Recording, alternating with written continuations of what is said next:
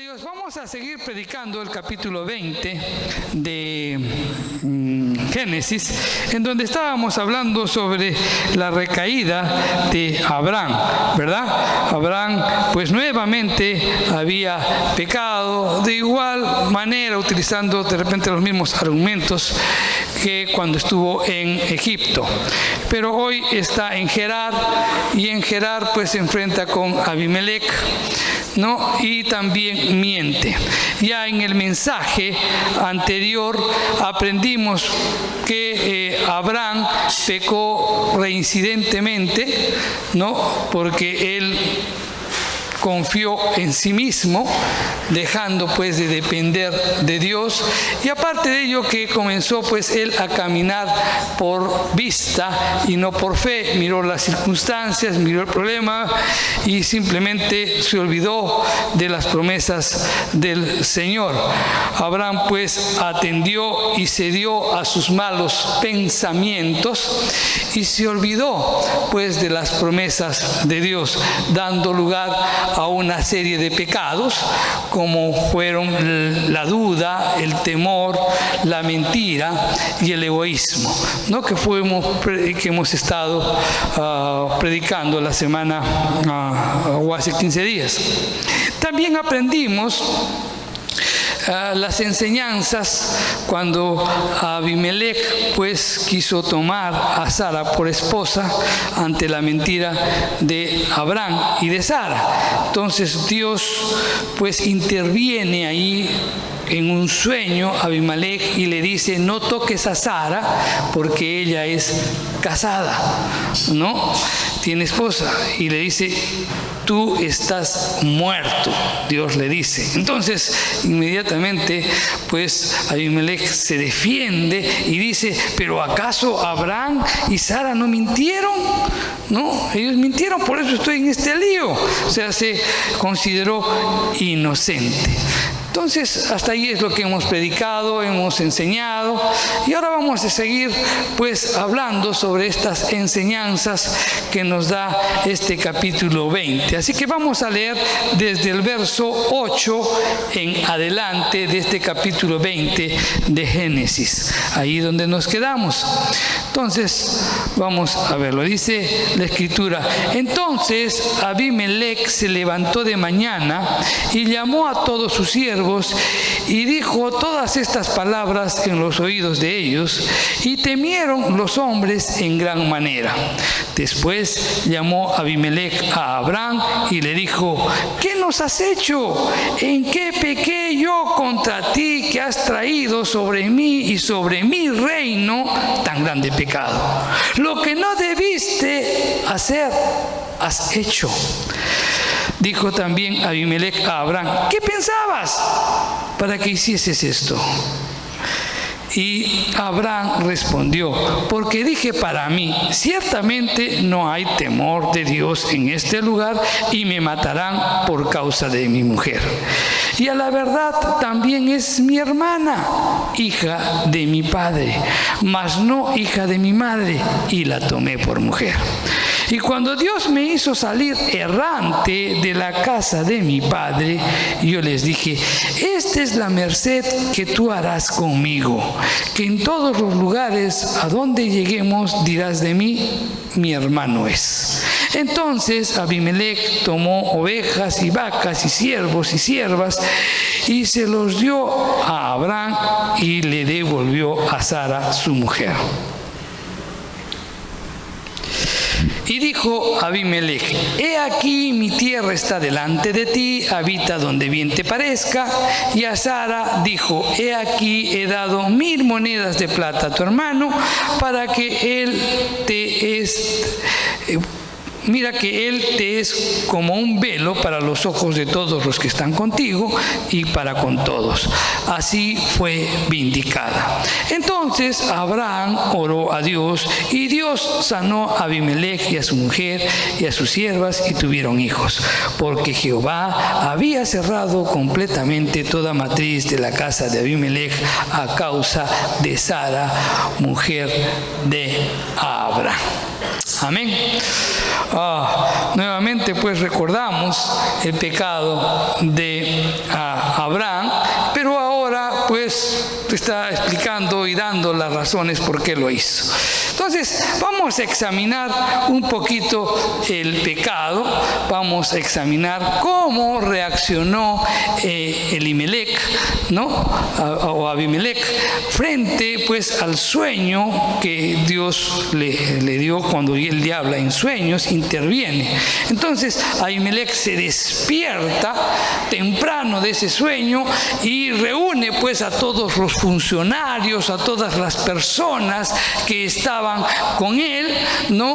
O de repente podríamos decir, pues llama a todo su gabinete o a las personas con las que compartía la dirección del reino, ¿no? Y da pues, y les manifiesta, miren, ¿saben qué? El reino está en crisis. ¿Y cuál era la crisis? Que el rey y su familia y sus siervos morirían si él no devolvía a Sara a Abraham. Esto pues les había contado, les había dicho la intervención de Dios. Y dijo, bueno, si no lo hago, pues estamos en crisis. Y entonces Abimelech, ¿no?, informa pues de esta crisis y dice, miren, estamos en esta crisis. ¿Por qué? Porque Abraham me engañó. Abraham me mintió. Abraham fue egoísta. Abraham deshonró a su esposa, ¿no?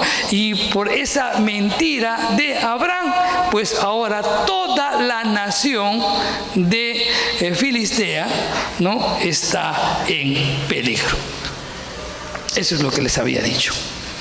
Entonces, obviamente, pues si eso le manifiesta a la dirección y Abraham Abimelech tenía que tomar una decisión, pues esto nos hace pensar que esta convocatoria implicaba pues que en forma muy rápida toda la nación de Filistea pues sabría sobre el actuar, sabría sobre el pecado de Abraham.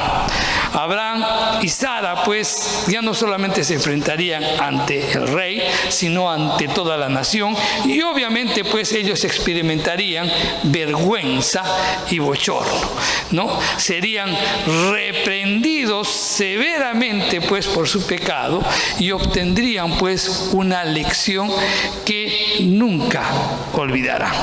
Hasta este momento, ¿qué podemos aprender sobre estos primeros versículos que acabamos de leer? Que cuando pecamos deliberadamente, pues sufrimos por dos cosas.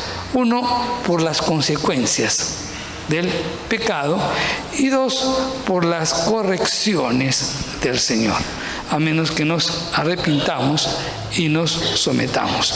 Las Escrituras en Hebreos 12, del 5 al 18, al 11, nos dice muy claramente que Dios disciplina a quienes recibe por hijos. Vamos a leerlo mejor. En Hebreos 12, del 5 al 11, dice: y habéis olvidado la exhortación que como a hijos,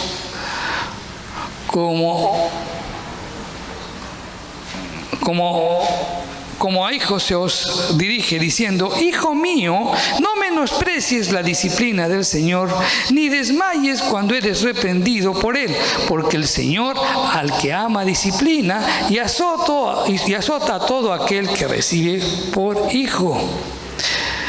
Y si soportáis la disciplina, Dios os trata como a hijos, porque ¿qué hijo es aquel a quien el Padre no disciplina?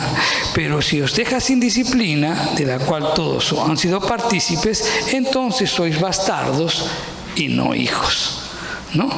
Por otra parte, tuvimos a nuestros padres terrenales que nos disciplinaban y los venerábamos. ¿Por qué no obedecemos mucho mejor al Padre de los Espíritus y viviremos? Y aquellos ciertamente por pocos días nos disciplinaban como a ellos les parecía, pero para lo que nos es provechoso, para que participemos de su santidad. Es verdad que ninguna disciplina al presente parece ser causa de gozo, sino de tristeza, pero después da fruto apacible de justicia a los que en ella han sido ejercitados, ¿no?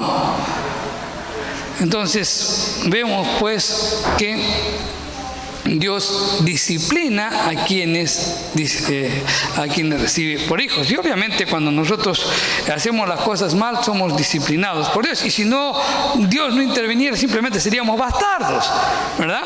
Entonces, y muchas veces pues somos disciplinados por Dios, y a veces no vemos tampoco la disciplina de parte de Dios, sino que comenzamos a echar la culpa a una serie de personas que intervinieron, a los que Dios de repente utilizó para llamarnos la atención, pero sin embargo nos escudamos, ¿verdad? Dios en su gracia perdona pues nuestros pecados, pero en su soberanía debe permitir que el pecado produzca triste cosecha. Obviamente nadie le gusta ser disciplinado, ¿verdad? Genera una tristeza, pero también la Escritura dice de que esa tristeza después se va a convertir en gozo, porque Dios en algún momento nos va a hacer entender lo importante que fue pues pasar ese momento, porque estaba tratando de repente alguna área de nuestra vida, ¿verdad? Y Dios en su palabra también nos dice pues que todo lo que nos pasa, ¿no?, nos ayuda a bien, ¿no? Nos ayuda a bien. En un principio, bueno, a veces nos es difícil aceptarlo, pero Dios está ahí, presente. Entonces, vemos aquí que después de conversar con todo el gabinete, pues entonces Abimelech lo llama a Abraham. Entonces y lo confronta. Y en esta confrontación vemos que Abimelech es un inconverso confrontando a un creyente, ¿no? Creo que eso en muchos casos de repente hemos sido confrontados por muchos inconversos que de repente tienen una vida moral o de repente principios más altos que los mismos creyentes, a pesar de que nosotros tenemos los principios divinos, pero no los queremos aplicar, ¿verdad? Entonces, aquí vemos a Abimelech, que era un hombre que Dios lo confronta y le dice: hey, te estás metiendo con una mujer casada. Y dice: ay, minutos, yo no lo sabía. O sea, era un hombre que respetaba la mujer de los esposos. Eso es lo que nos dice, ¿no? Nos da a entender. La Escritura era un hombre que tenía los principios morales un poco más altos, ¿no? Pero entonces cuando se despierta y después de estar con todo el gabinete, lo llama a Abraham, lo confronta y lo primero que le dice es: ¿qué nos has hecho? Es como diciéndole a Abraham: ¿sabes qué? Tu egoísmo, ¿dónde nos ha llevado? ¿Sabes, Abraham? Solo has pensado en ti mismo. No has pensado ni en tu mujer y no has pensado en nosotros. ¿Qué has hecho tú? ¿Qué has hecho? ¿Qué te hemos hecho nosotros para que tú actúes así? Lo estaba confrontando a Abraham. Y para que todavía sienta más la confrontación, le agrega y le dice: ¿en qué pequé yo contra ti que has atraído sobre mi reino tan grande pecado? Wow, aquí Abimelech le está diciendo: mira, por tu culpa yo pues si hubiera estado con Sara, tremendo pecado no solamente me hubiera afectado a mí, sino a todo mi reino, a toda la nación. Y esto también pues nos debe hacer meditar qué tan profundo afecta o qué tanto ¿cuánto afecta el pecado a nosotros mismos? Por ejemplo, si tú eres el líder de tu casa, va a afectar a tu familia. Si tú eres el líder en una empresa, vas a afectar a toda la empresa. Si tú aceptas cohecho, corrupción, como que también hoy vemos, por ejemplo, el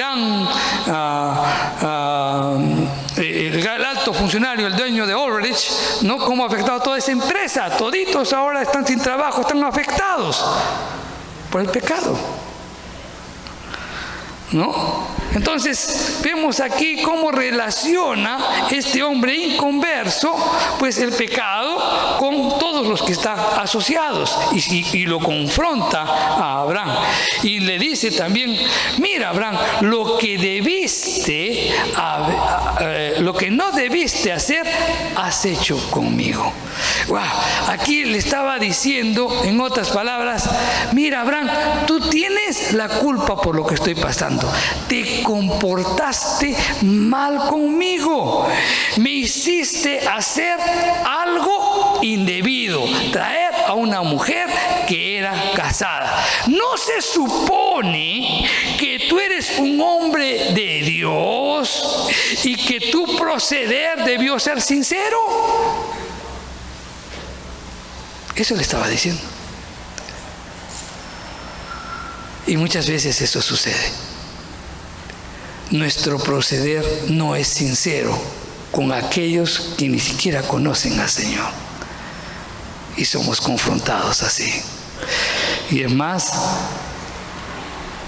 se agrega a Abimelech y le dice: oye, ¿en qué pensabas con tu falsa declaración?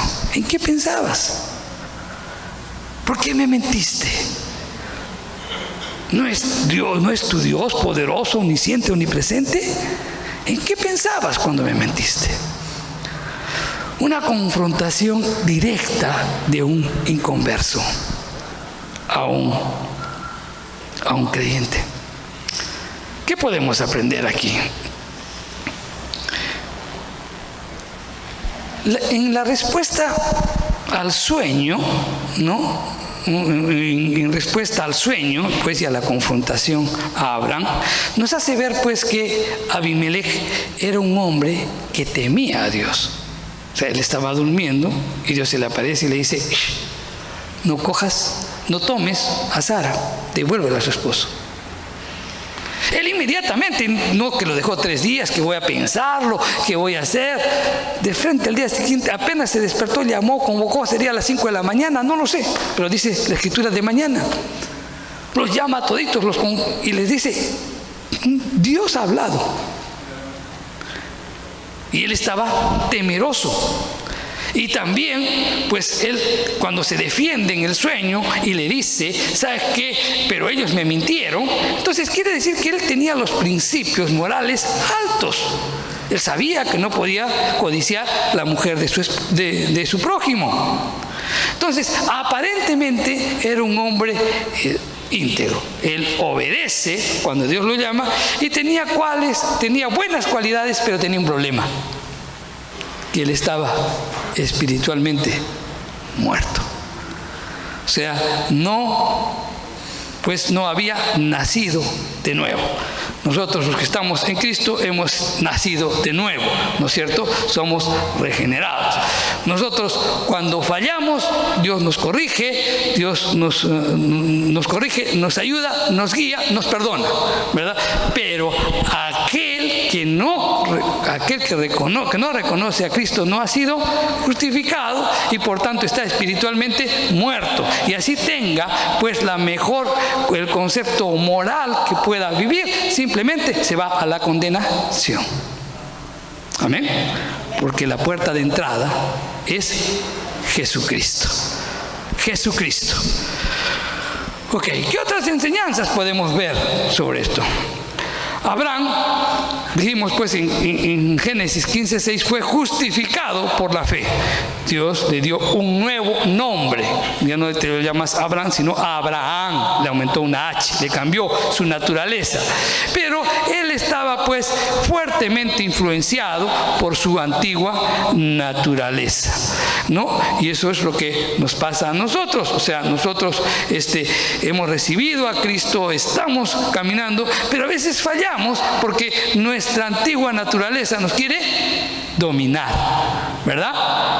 No se quiere dominar. Abraham sufre pues la vergüenza y el reproche por el pecado, pero Dios le dice a Abimelech: muerto eres.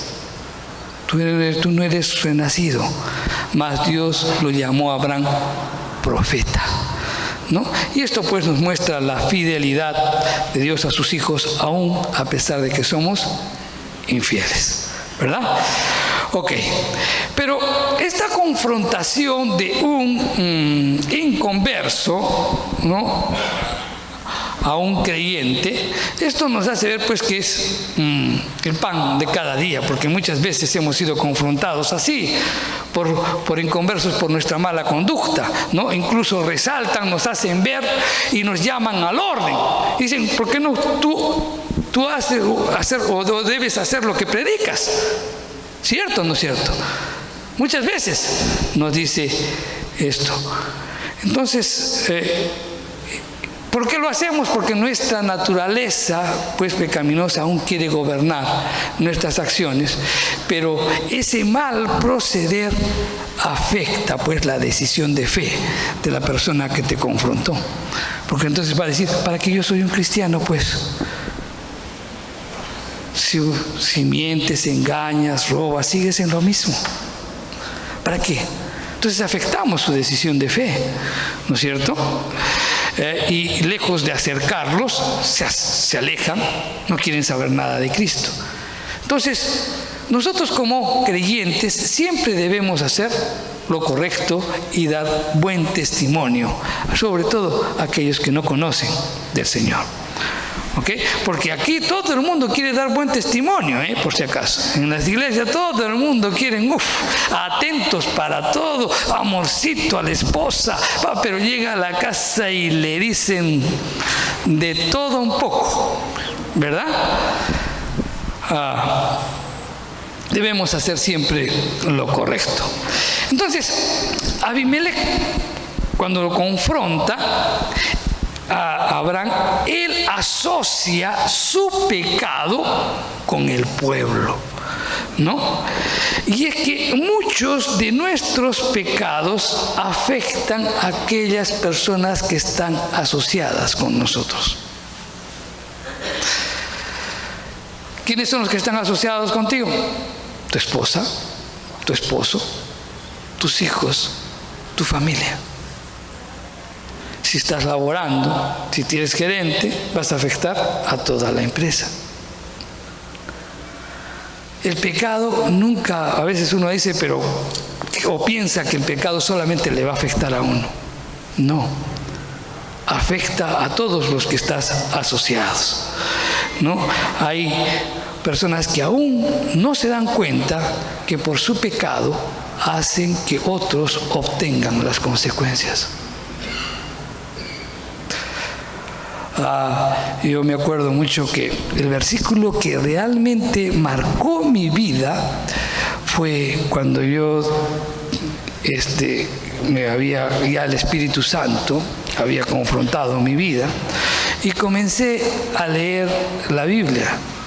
Entonces, cuando comienzo a leer la Biblia, algo que estremeció todo mi cuerpo fue cuando la Biblia decía que Dios visita la maldad de los padres sobre los hijos hasta la tercera y la cuarta generación.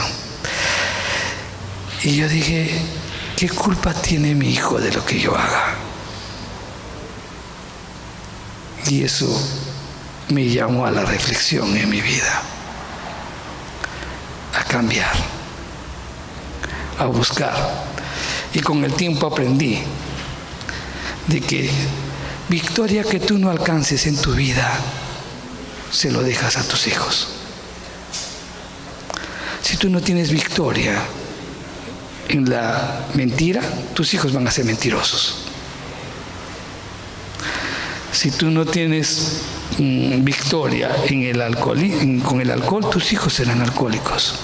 Si tú no tienes victoria en el perdón, tus hijos no aprenderán a perdonar.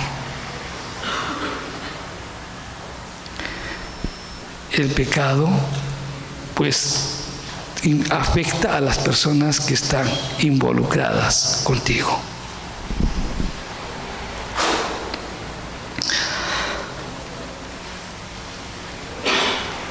Otra enseñanza que tenemos que ver aquí es que debemos ser sensibles a escuchar la voz de Dios y debemos estar siempre con el propósito de hacer lo correcto, porque Dios nos va a reprender aún utilizando a los inconversos. A veces piensas que ¿con qué me va a decir? Él tiene mucho que decirte si Dios lo quiere. Recuerda que Dios utilizó a un burro para reprender a un profeta. Cuanto más de repente está utilizando este burro para llamarte la atención a ti. Así es. Así funciona. Abraham, cuando le dice, ¿en qué pensabas? ¿Sabes? Esto es algo profundo. Mira, Abraham pensó mal de Abimelech. ¿De acuerdo? Y un pensamiento negativo te lleva a un sentimiento negativo. Y ese sentimiento negativo te lleva a una acción negativa. Él pensó mal de Abimelech. Entonces tuvo un pensamiento, una emoción. Ah, no, estos me van a matar. Tuvo temor. Y entonces, ¿qué hago? Le miento. Una acción negativa. Entonces esto también nos tiene que llevar a, pues cuando son las circunstancias difíciles, cuando son los momentos difíciles que tú estás pasando, tienes que aprender a ver el lado positivo. Porque si estás llevando el lado negativo, entonces ¿qué sucede? Pues te va a llevar a sentimientos negativos y eso te va a llevar a una acción negativa. Por ejemplo, me tengo que ir hasta Comas a predicar. Pero es tan largo este camino y ¿para qué? De repente no escuchan. Es un pensamiento negativo. Me va a llevar a un sentimiento negativo. Mejor no voy. Por gusto estoy. Me voy a cansar. Me va a llevar. Entonces tomo la decisión. Mejor no voy. Pero si yo tengo un pensamiento positivo, no voy a ir porque ellos vienen ansiosos, quieren gozar de la palabra de Dios y el Señor les va a hablar y vamos a crecer y vamos a estar adelante. Entonces me va a llevar a un aspecto positivo. En cada circunstancia de la vida, miremos siempre el lado positivo. Ahí es necesario conversar, ver el aspecto negativo, corregirlo, pero siempre tenemos que guardar en nuestro corazón el seguir adelante. Con tantas cosas que nos han pasado en la iglesia, a veces conversamos con el pastor Adolfo, ¿cuántas veces? Que si tuviéramos pensamientos negativos, hace rato hubiéramos abandonado el barco. Con tantas, a veces, críticas, con tantas cosas que hemos pasado, que a veces, pues, si lo admitiéramos en nuestra mente, hace rato lo hubiéramos dejado. Pero nuestro pensamiento está en que Dios tiene algo por este lugar. Y Dios va a hacer algo grande en este lugar. Y este lugar va a estar lleno. Y van a ser vidas transformadas. Y por eso seguimos luchando. Coge lo bueno y te llevará a actitudes positivas. ¿No? Abraham terminó mintiendo. ¿cuáles fueron los argumentos de Abraham en su defensa cuando es confrontado? ¿No? Mira lo que pasó con Abraham, ¿no? ¿Qué es lo que dice? Y esto nos tiene que llevar también a vernos a nosotros, a cómo reaccionamos cuando somos confrontados. En primer lugar, insultó al pueblo de Gerar. Le dijo, ¿saben que no hay temor en este lugar y me van a asesinar? En otras palabras, les dijo, ¿sabes por qué te mentí? Porque ustedes son unos paganos, unos inconversos y me van a matar. O sea, no solamente les dijo paganos, inconversos, sino que les dijo asesinos. De frente.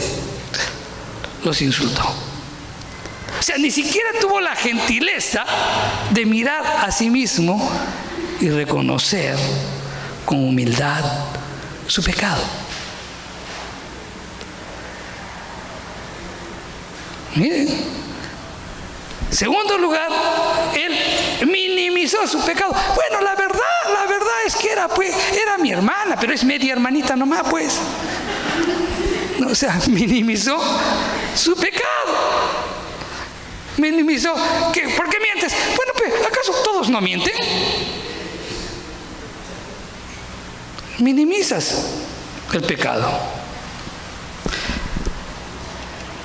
Otra de las cosas que hizo Abraham, que cuando es confrontado, él también hasta no habla bien de Dios. ¿No? Se refiere a Dios sin reverencia. Mira, ¿sabes qué? El Dios, el Todopoderoso, el que yo creo, me llamó y me hizo salir, ¿no? Y me hizo comenzar una vida nómada en una tierra extraña.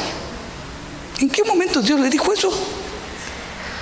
Dios le dijo, salte de ahí, que yo te voy a ver, te voy a llevar a un lugar y que te voy a hacer una nación grande, poderosa, en ti van a ser benditas todas las naciones de la tierra, que tú tienes que enseñar mis principios a los hijos y a los hijos de tus hijos, y tú vas a ser instrumento de bendición para todas las naciones de la tierra. Eso le dijo. ¿Pero qué le dijo eso? Nada. ¿Por qué? Porque tuvo temor, dijo, ahorita me mata. Si yo le digo que voy a ser una gran nación, me mata. Y eso sucede con nosotros cuando somos confrontados en nuestro querer, en nuestro proceder, en donde somos a veces hallados mentirosos en nuestra vida, y entonces tratamos de buscar salidas para justificar nuestro pecado.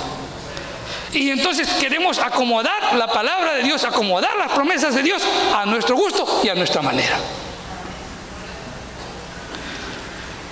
Entonces, después de esto, hablan, dice, bueno, la verdad es que yo me mentí, porque yo, pues antes de salir, había conversado con Sara y le dije, cada vez que mi vida esté en peligro, tú dices que yo soy tu hermanito.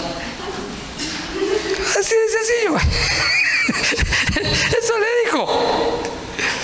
O sea, ojo, para él, ese acuerdo estaba bien. Para él, ese acuerdo estaba bien. Ahorita vamos a decir qué es lo que pasa más adelante, cuando procedemos así. Entonces, ¿cuál es la enseñanza aquí? Cuando nosotros somos confrontados por nuestro mal proceder, muchas veces nos justificamos echando la culpa a las circunstancias, a las personas y a las cosas. ¿Por qué mentiste? Porque ustedes son unos paganos. Adán, ¿por qué mentiste? ¿O por qué comiste? La mujer que me diste.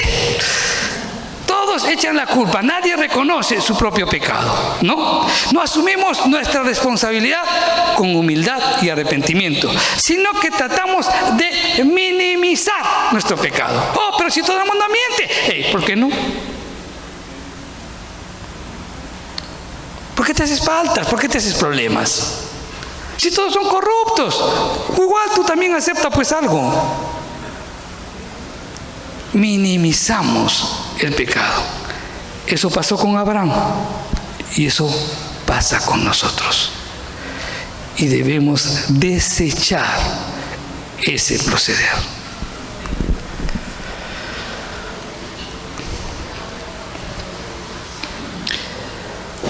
Abraham miraría las circunstancias. Y Abraham diría, wow, qué difícil está esto, estos son unos paganos, como dicen, ¿no? Me van a matar. ¿Qué puedo hacer para librarme? mejor miento.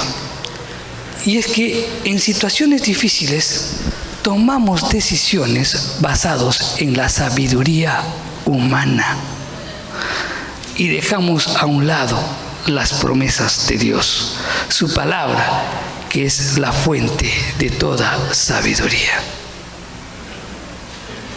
Dejamos.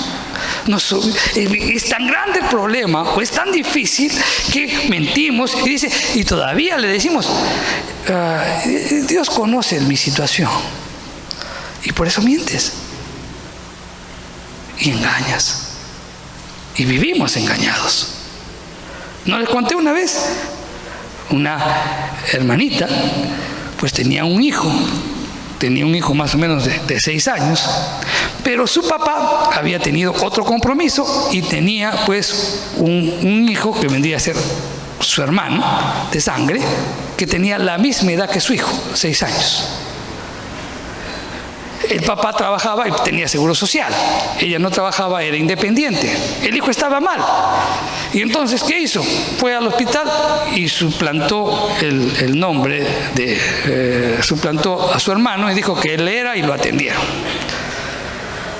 Lo atendieron en el seguro. Cuando de repente tuvimos un ayuno acá y se acerca a dar su testimonio y dice, yo hice eso y el Señor me protegió y gloria a Dios. Entonces lo tuve que quitar el micro y le dije, eso hermano está mal. Dios es un Dios de verdad. Dios no está en la mentira, en el engaño. Debiste humillarte y pedirle dirección a Dios. No utilices sabiduría humana. Las circunstancias difíciles nos hacen ver eso. O sea, Abraham mintió porque no descansó en la palabra de Dios. No estaba seguro que Dios cumpliría sus promesas. Desconfió que Dios guardara su palabra y que le preserve la vida. Tienes necesidades, de repente económicas, financieras, de repente tu matrimonio está que se destruye y de repente tú piensas que eso no puede Dios. Y entonces actúas a tu manera. Al igual que Abraham, nosotros no somos conscientes cómo la mentira menoscaba nuestro testimonio de fe. Miren, él seguía con eso, ya había mentido una vez, y él seguía y mintiendo a Faraón. Fue confrontado con Faraón, pero seguía con eso. Y nuevamente vino a Gerar y nuevamente miente. Lo mismo. Él no se daba cuenta cómo la mentira estaba menoscabando su fe. La pregunta es aquí, cae por añadidura. ¿No te das cuenta que cuántas veces mientes y eso está menoscabando tu fe? Cada vez que mentimos es como si dijéramos, yo sigo a Dios y confío y no confío en que Él me va a proteger, que me va a cuidar, que me va a guiar, que me va a enseñar, etcétera, etcétera. Una doble vida, un doble discurso. Y eso afecta a las personas que no conocen el Evangelio. Vamos a examinar la mentira. Abraham, ¿cuánto tiempo mintió? Segundos. Solamente, pero sin embargo, tuvo muchas consecuencias por esa mentira. Vamos a... En primer lugar, es necesario conocer qué nos dicen las Escrituras referente a la mentira. Vamos a hablar, hay mucho, ¿no? Pero vamos a poner unos versículos nada más. En Proverbios 6, 16 y 17 nos dice, 6 cosas aborrece Jehová, y aún 7 abomina su alma: los ojos altivos, la lengua mentirosa, las manos derramadoras de sangre inocente. Y sigue, ¿no? Pero 6 cosas, o sea, una de esas 6 cosas que aborrece es la lengua mentirosa. En Proverbios 6, del 12 al 22 dice, los labios mentirosos son abominación a Jehová, pero los que hacen verdad son su contentamiento. Entonces, ¿cuál es la enseñanza con estos versículos? Que Dios aborrece la mentira. Aborrece esa abominación, no la aguanta, ¿no? O sea, la expulsa, la vomita. ¿Por qué? Porque Dios es verdad. El Espíritu de Dios es verdad. La palabra de Dios es verdad. Y Dios no puede irse en contra de lo que Él ha manifestado.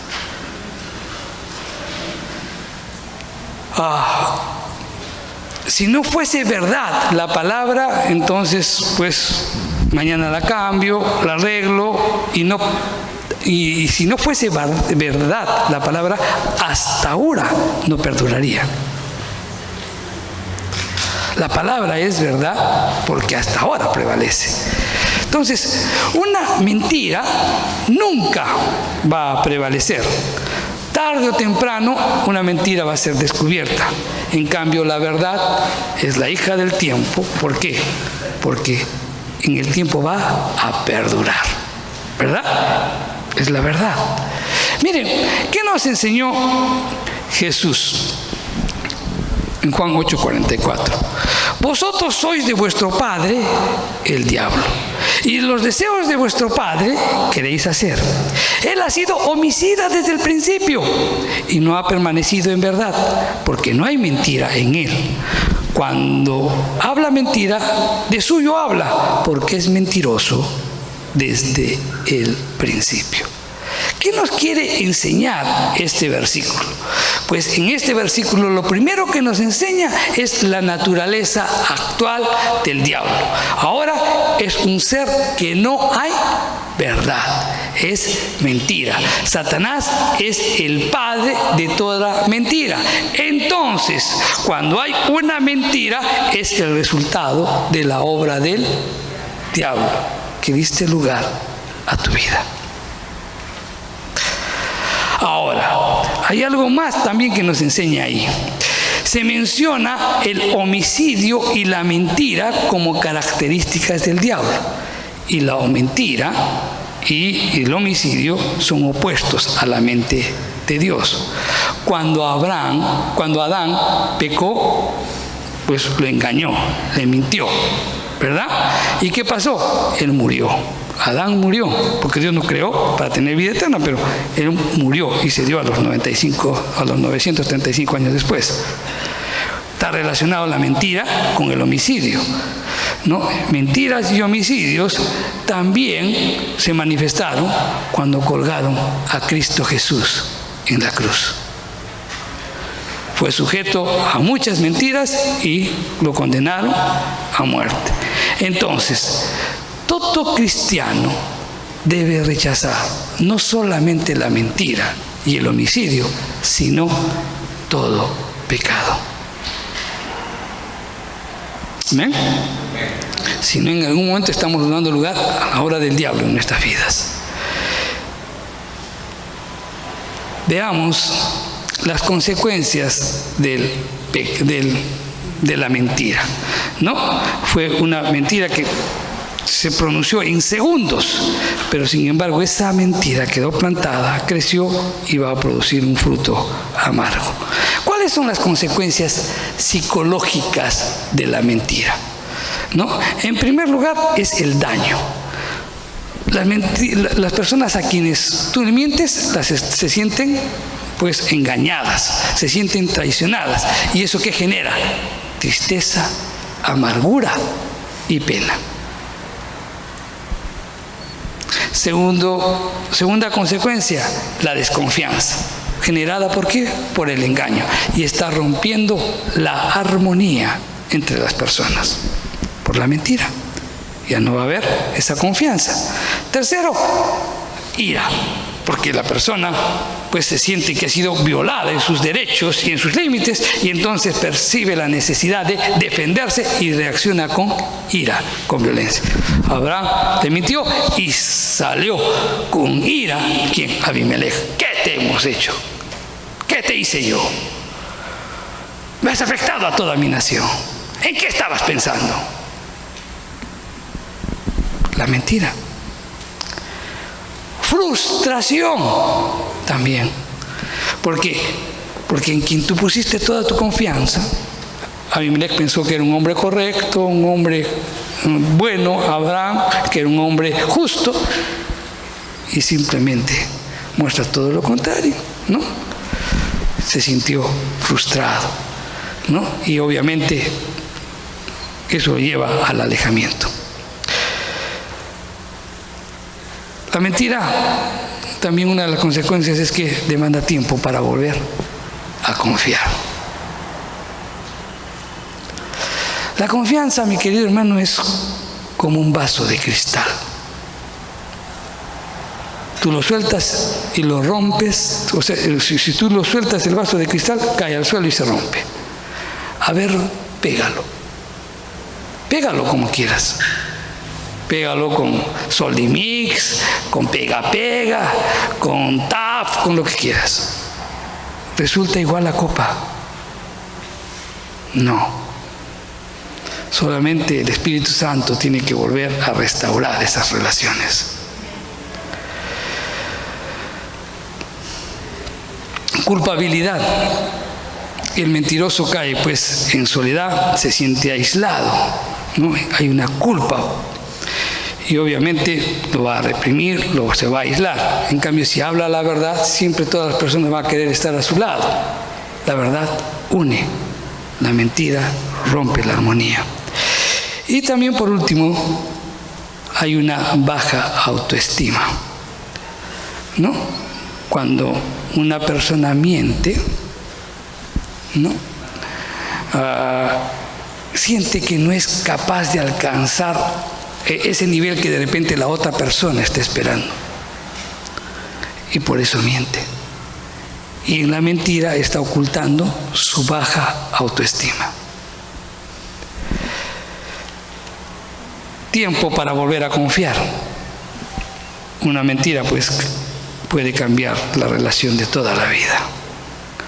Muchas personas han terminado su amistad porque alguien les mintió. ¿Cuáles son las consecuencias espirituales de Abraham? En primer lugar, le costó su carácter. ¿Por qué? Porque el propósito de la vida es edificar el carácter por medio de la verdad. ¿Ok? Dios no simplemente está salvando almas y llevarlas al cielo, sino que a través de las pruebas de la vida, Él hace que los salvados pues nos asemejemos más a Cristo, que reflejemos a Cristo, que glorifiquemos su nombre. Y cada vez que mentimos, no lo hacemos. Afectamos nuestro carácter. Y eso pasó con Abraham.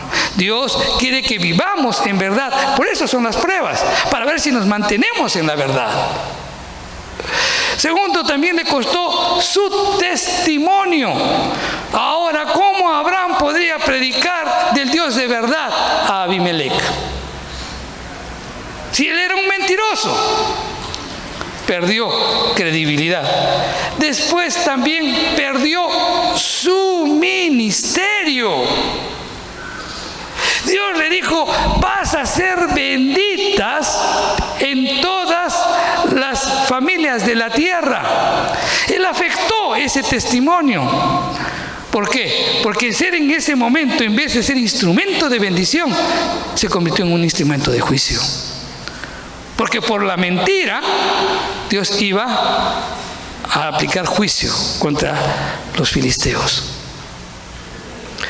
Y esto no es algo que sucede independientemente. Cuando revisamos la Biblia, por ejemplo, vemos en el caso de Acab, por ejemplo, Acab, él desobedece. Acab desobedece y es instrumento de juicio porque Dios destruye, el pueblo de Israel pierde una batalla por el pecado de Acán, en donde Dios dijo: no cojan nada del anatema, y él cogió pues un lingote de oro y un manto babilónico. Y fue en ese momento pues instrumento de juicio. Jonás, Dios le dice, corre y predica en Nínive, y él, utilizando su sabiduría, su conocimiento humano, dijo, no, esto no, yo no voy a predicar ahí, y se va. Y sin embargo se metió a un barco, y en ese barco casi todos perecen, porque ahí estaba Jonás. Él debió ser instrumento de bendición, pero se convirtió en instrumento de juicio por la desobediencia. Ahora la pregunta es, ¿tú eres el jefe de la casa?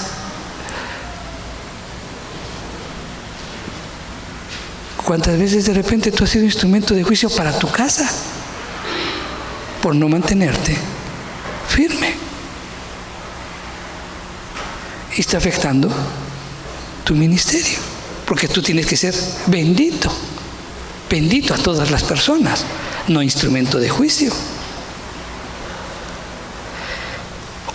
Como resultado de esa mentira, el plan de Dios se vio amenazado, ¿no? La mentira, producto del egoísmo y la incredulidad de Abraham, casi destruyen su vida y el fruto de la nación judía. Porque de ahí debió nacer Isaac, de Isaac tendría que haber nacido Jacob, de Jacob nacía todas las tribus de Israel, y después de Judá, y de Judá nacería Cristo. O sea, todo el plan estaba amenazado por una mentira.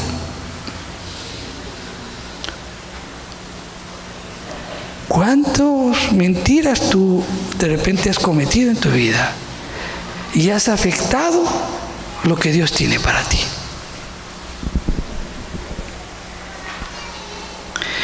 Y lo peor de todo es que esta mentira lo repiten sus descendientes.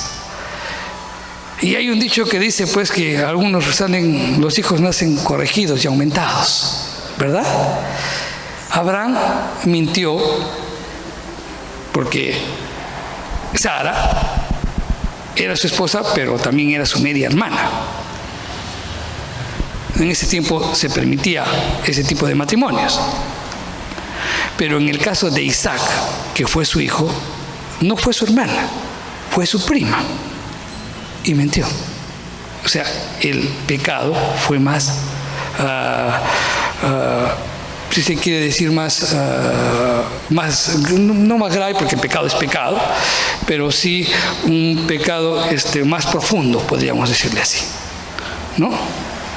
Y una de las consecuencias más tristes es cuando vemos que nuestros pecados son vividos por nuestros hijos.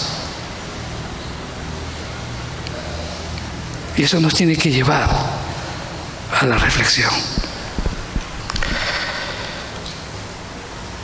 ¿Qué enseñanzas podemos ver aquí?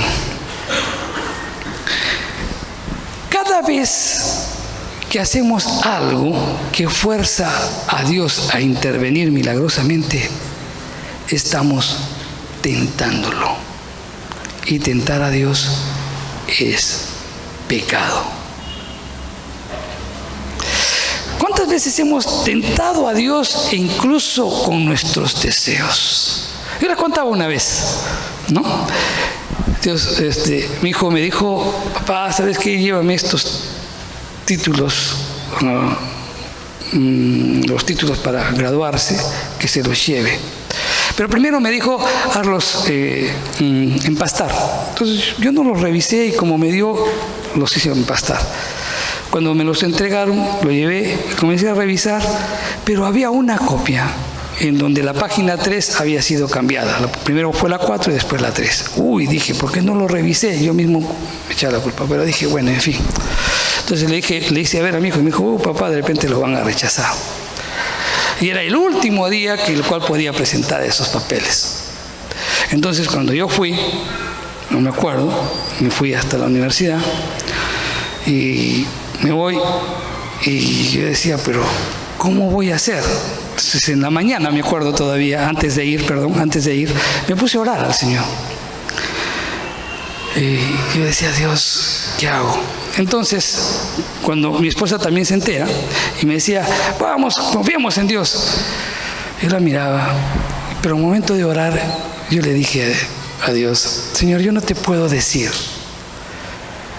que hagas algo indebido, pero sí te pido que me des la salida. Y yo fui. Y la viveza criolla, ¿no?, como somos la carne, entonces el que estaba mal lo puse al último, ¿no? Yo dije: se cansará de revisar y me da el último.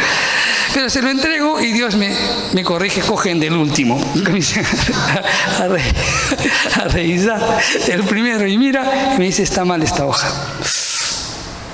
¿Qué puedo hacer?, le dije. O sea, yo no puedo presentar, le dije así. Y la señorita me miró y me dijo: señor, vaya usted al frente y ahí hacen las tesis y se lo van a arreglar en un ratito. ¿De verdad? Sí, fui, me lo cambiaron y me costó 3 soles y me lo hicieron y se solucionó el problema sin necesidad de mentir. Y 2, ¿cuántos de repente quizás hubieran orado: Señor, que no se dé cuenta, Señor? Eso es tentar a Dios. Le estás pidiendo que haga algo indebido.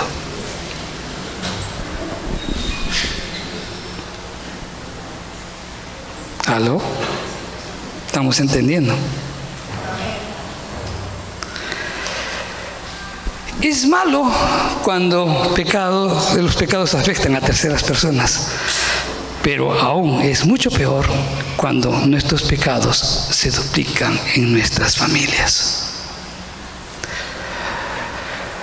¿Pero por qué se duplican en nuestras familias? Si yo soy un cristiano, es que, mi querido hermano, el pecado debe ser juzgado y debe ser corregido. ¿Entiende bien esto? El pecado tiene que ser juzgado y corregido. Veamos, Abraham y Sara hicieron un pacto, hicieron un acuerdo. Mira, ¿sabes qué? Cuando yo estoy en peligro, tú dices: yo soy tu hermanito. ¿De acuerdo? De acuerdo. Ese fue el acuerdo. Eso, entonces, ya lo hicieron en Egipto y no aprendieron la lección. Pero ahora, pues tenía que confrontar, porque Abraham tenía que entender que ese pecado tenía que corregirse, ese pecado tenía que ser confrontado, tenía que arrepentirse, porque si nosotros leemos la historia, en el otro capítulo recién nace ¿quién? Isaac. O sea, no iba a venir la bendición si primero ese pecado no era confrontado, no era corregido, no era arrepentido.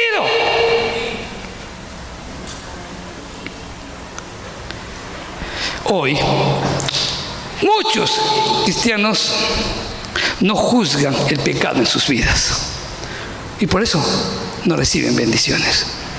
¿Sabes? ¿Por qué la iglesia tal vez no avanza? Porque como iglesia, como congregación, hay pecados consentidos en la vida de cada uno, que no han sido confrontados, que no han sido corregidos, que no han sido arrepentidos. Y lo propio también con los líderes. Entonces, Dios, ¿cómo va a bendecir?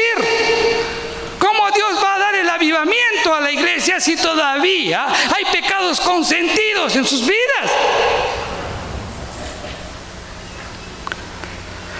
Muchos, por ejemplo, dicen: pero ¿por qué si yo, tuve relaciones sexuales antes y ahora mi hijo lo tiene, pero si ya soy un cristiano, ¿por qué sigue así? Es que todavía sigues con el pecado de fornicación, y cuando se habla de fornicación se refiere a todos los ambientes, a todas las áreas sexuales. ¿Y qué pasa si tú como cristiano vienes todos los domingos y sin embargo estás mirando películas pornográficas? ¿Qué pasa si todavía como cristiano todavía estás mirando estas películas eróticas? ¿Qué pasa si como cristiano todavía tienes pensamientos lascivosos que no han sido confrontados, que no han sido corregidos, que no han sido entregados y arrepentidos? Estás conviviendo con ellos y eso te está haciendo llevar una vida cristiana totalmente light.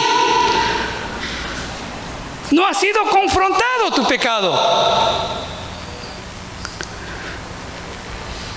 Tal vez de repente en tu cabecita dices, pero ¿qué tiene de malo una mentirita si es un pecado blanco? Es un pecado que no tiene mayor importancia. Todos lo mienten, todos lo dicen, pero sin embargo sigues mintiendo y sigues mintiendo y sigues mintiendo, y las bendiciones de Dios no llega a tu ministerio, no llega a tu casa, no llega a tu trabajo. ¿Por qué? Porque simplemente hay un pecado consentido que no ha sido corregido, que no ha sido pues entregado al Señor, y no has mostrado arrepentimiento.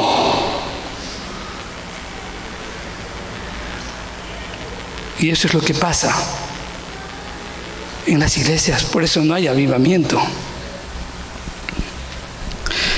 Todos debemos encarar, confesar y corregir los pecados que se encuentran dentro de nuestras vidas. Si no, no habrá bendición hasta que encaremos esa situación. Todos los días tienes que revisar tu vida. Todos los días fallamos. Pero si tú mismo revisando tu vida continuamente te vas a dar cuenta que hay pecados enraizados en tu vida, en tu corazón. Y no te has arrepentido. Pero si todo el mundo lo hace, pero si yo, por ejemplo, pero yo no puedo dejar el alcohol porque, bueno, realmente solamente lo hacemos los sábados, unas cuantas copitas, ¿qué importa?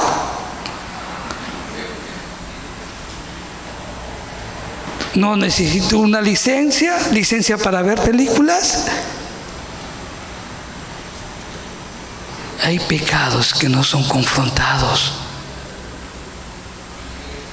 Y eso evita que llegue la bendición. Si no, veamos qué nos dice el apóstol Pablo. Reflexionemos sobre esto. En 1 de Corintios 11, del 28 al 32, y dice: por tanto, pruébese cada uno a sí mismo, y coman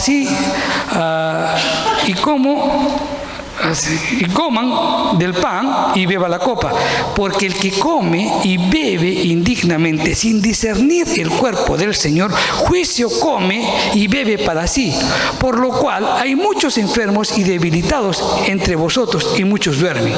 Si nos examinásemos a nosotros mismos, no seríamos juzgados, mas siendo juzgados somos castigados por el Señor, para que no seamos condenados con el mundo. O sea, el apóstol Pablo está diciendo, tienes que examinarte tú mismo. Y si tú no te examinas, si tú no te arrepientes de ese pecado, obviamente Dios va a intervenir, te va a disciplinar. Entendamos esto. El pueblo de Israel estaba sujeto a bendiciones y maldiciones. Cuando obedecía, estaba en bendición. Cuando desobedecía, estaba en maldición. Esto es en el pueblo de Israel. El pueblo de Israel tenía diferentes promesas a lo que es de la iglesia. El pueblo de Israel tenía un lugar, diferentes promesas relacionadas con lo terrenal. En la iglesia tiene pues promesas en lo espiritual. Ok, pero la escritura dice que Cristo murió en la cruz y que Él se hizo maldición, llevándose la maldición de la ley, ¿verdad? Entonces no hay cristianos que no vivan en maldición. Todos viven en bendición. Pero ¿qué es lo que sucede? Cuando tú no confrontas tu pecado, cuando tú no te arrepientes de tu pecado, pues simplemente Dios tiene que intervenir y te disciplina. Eso es lo que sucede.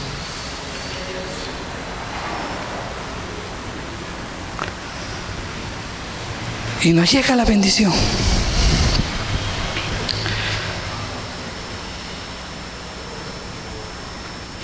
¿Qué pasó con Abraham o con David? David pecó, ¿verdad? Y miren, David pecó. Según la ley, ¿qué castigo le correspondía a David? La muerte. Él debió ser apedreado. Eso dice la ley. Pero cuando leemos el Salmo 51, vemos un hombre que cantaba y le decía: Señor, mi pecado está delante de mí, todo lo que hago, mi pecado está ahí. Confesaba el pecado y decía: Señor, no me quites tu Santo Espíritu. Era un hombre que anhelaba buscar la presencia de Dios. Era un hombre que estaba quebrado por romper esa relación con Dios. Un hombre que confesaba y detallaba su pecado y decía: desde el vientre mi madre me concibió en pecado. Entendió la magnitud del pecado y Dios lo perdona. No le dio la muerte. Y hay un principio: Dios le interesa el arrepentimiento. Entonces hay que arrepentirse de cada uno de los pecados que están dentro de nuestra vida, que están enraizados dentro de nuestra vida, que necesitan ser confesados, que necesitan sacar a la luz, que necesitan enfrentar y decirle a Dios: Señor, mira, este pecado tengo, Señor, no puedo vivirlo así, te estoy afectando a mi relación, estoy afectando a mis hijos, estoy afectando a mi familia. Señor, perdóname, restáurame, levántame, Señor, dame la fuerza, la sabiduría que necesito de tu Santo Espíritu para vivir en esa santidad que tú demandas. Pero necesito, Señor, de ti. Necesitas encarar, necesitas corregir ese pecado y necesitas arrepentirte para que llegue la bendición. Como iglesia necesitamos eso. Dios en ningún momento defendió el pecado de Abraham, más bien lo defendió a él y utilizó todas las circunstancias para que Abraham más bien no salga derrotado. Y eso siempre hace con sus hijos cuando se arrepienten. Dios lo llama profeta a Abraham y le dice que más bien orara por Abimelech, ¿no? Y en esa intercesión Dios lo libraría de la muerte, le traería sanidad a su esposa y a sus hijos. ¿Qué podemos aprender aquí? Dios no rechaza a sus hijos cuando pecan. Nosotros todos podemos fallar, pero necesitamos arrepentirnos. Hemos sido justificados por la fe en Cristo, ¿de acuerdo? Tenemos una relación correcta, igual que Abraham fue justificado por la fe. Nosotros hemos sido justificados en Cristo Jesús, y ese sacrificio ha sido de una vez y para siempre. Entonces, cada vez que pecamos debemos reconocer, debemos corregir, debemos arrepentirnos, y eso es lo que nos falta. Desde que decimos: Señor, perdóname todos mis pecados, y no sabes ni siquiera cuáles son tus pecados, porque no te has examinado. David decía: examíname, Señor. La maldición de esta generación, ¿saben cuál es? Que vivimos engañados de nosotros mismos.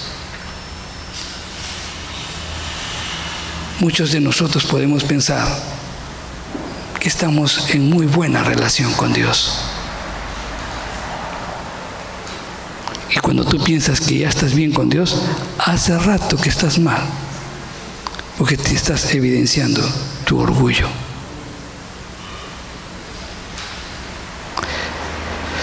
Nuestra justificación no altera por la práctica que vivamos en la tierra, no, porque nosotros hemos sido santificados. Si somos justificados ante Dios, significa pues que vamos a mostrar cambios radicales, fundamentales en nuestras vidas. Vamos a desechar el pecado, porque una fe sin obras es muerta.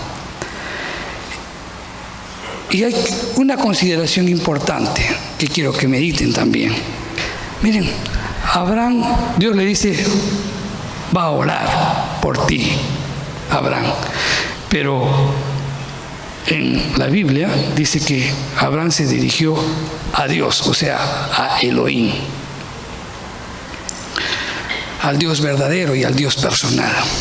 Entonces el Dios verdadero y personal sanó a Abimelech, sanó a su esposa y a toda su familia.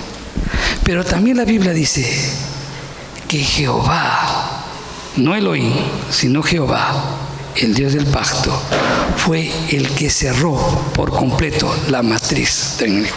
¿Por qué? ¿Por qué tuvo que venir? ¿Por qué intervino ese carácter de Dios? Porque estaba afectando el pacto. Porque si lo hubiera tocado todo el plan de salvación hubiera sido afectado. Entonces Abraham confesó su pecado y Dios responde la oración, y eso nos hace ver que el Señor lo había perdonado. Como conclusiones en este mensaje solamente son dos. Dios demostró a Abimelech de que no sufre daño alguno, pase lo que pase a sus profetas. En el Salmo 105:15 dice: no toquéis, dijo, a mis ungidos, ni hagáis mal a mis profetas.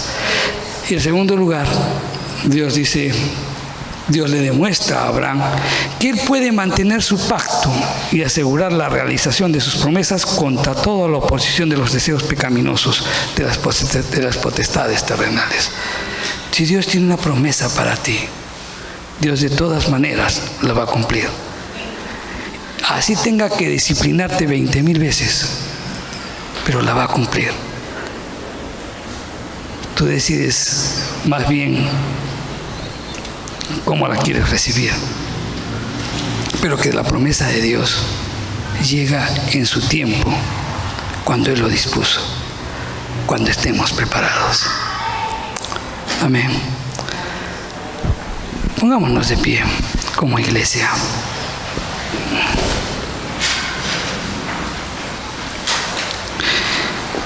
Lo resaltante de este mensaje es que Abraham tuvo que ser confrontado en su pecado para llegar la bendición.